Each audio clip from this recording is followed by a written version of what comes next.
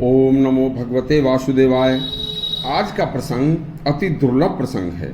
भगवान श्री राम ने वैकुंठ गमन से पहले एक दिन लव कुश भरत लक्ष्मण व शत्रुघ्न को एकांत में क्यों बुलाया था। सुनिए, यह जो प्रसंग है आनंद रामायण के 16वें सर्ग का बड़ा ही सुंदर और दुर्लभ प्रसंग है। यह राजाओं के लिए और प्रत्येक गृहस्थी के लिए सुनना अति आवश्यक है।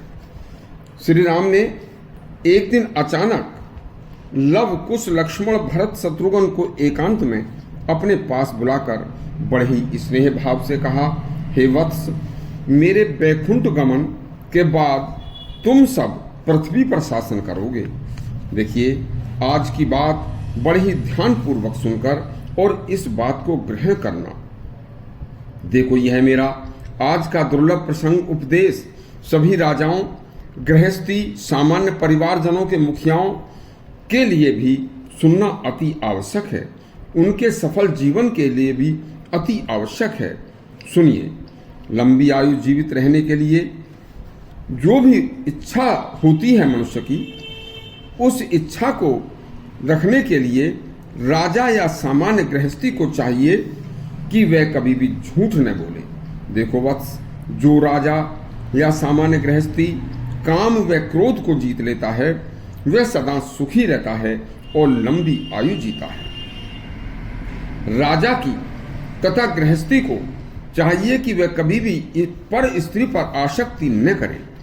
सत्य सोच अर्थात पवित्रता, शांति, दया, सरलता, मधुर वाणी, गाय, ब्राह्मण, साधु पुरुषों पर सदा श्रद्धा भक्ति रखने के ये 7 गुण राजा और सामान्य गृहस्थियों में सदा कल्याणकारी होते हैं। इन्हें रखना चाहिए।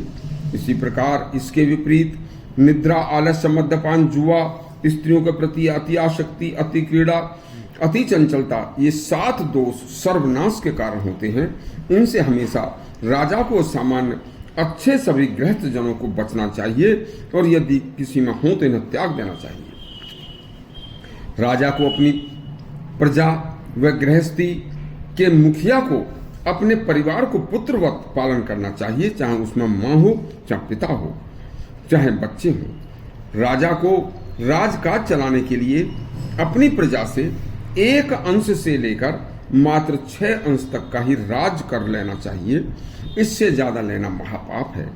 राजा को चाहिए वह अपने गुप्तचरों के द्वारा संपूर्ण पृथ्वी के घटनाक्रमों की जानकारी अवश्य लेता रहे तथा दूसरे राज्यों की गतिविधि की जानकारी करने के लिए अपने गुप्तचरों को नाना प्रकार के वेश धारण करने वाले कम से कम 5-5 दूत दूसरे राज्यों में भेजता रहे तथा कभी भी पहचान होने पर दूसरे राज्य के दूत पर कभी विश्वास नहीं करे और परिस्थिति के अनुसार साम, दाम, दंड, भेद की 4 नीतियों को अपनाकर अच्छा व्यवहार करे।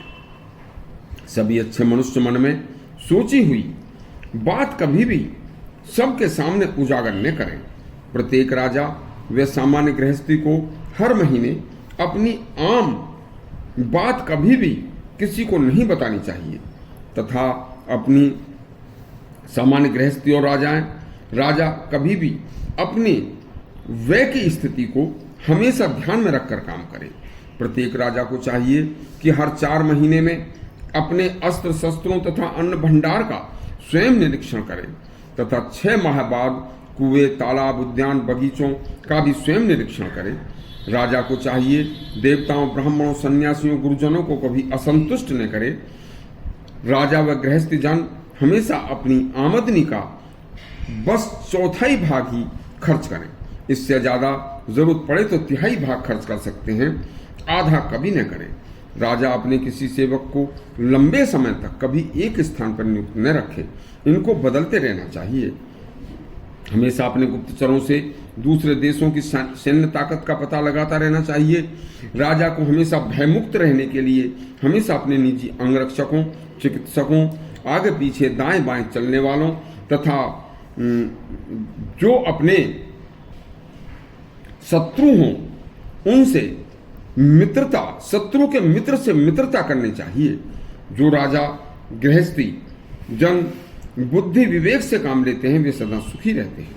राजा को कहाँ जाना है सबको किसी को नहीं बताना चाहिए। राजा व गृहस्थ जन हमेशा अन्न और धन का पर्याप्त संग्रह अपने घर में रखें। अपने राज्य में जलाशयों तथा खेती की उन्नति के लिए, नहरों, अच्छी सड़कों, रास्तों को बनवाने के लिए राजकोष के धन का खर्च करें। आपत्ति काल में बचने के लिए पर्याप्त अन्न धन का भंडार करें तथा द्वारपालों तथा भोजन देने वालों, वस्त्र सीलने वालों, वस्त्र धोने वालों, फल लाने वालों से हमेशा सावधान रहें। अब आगे का प्रसंग कल सुनाएंगे। इस तरह के प्रसंग सुनने के लिए हमारा चैनल सब्सक्राइब करें और घंटी दबाएं। धन्यवाद।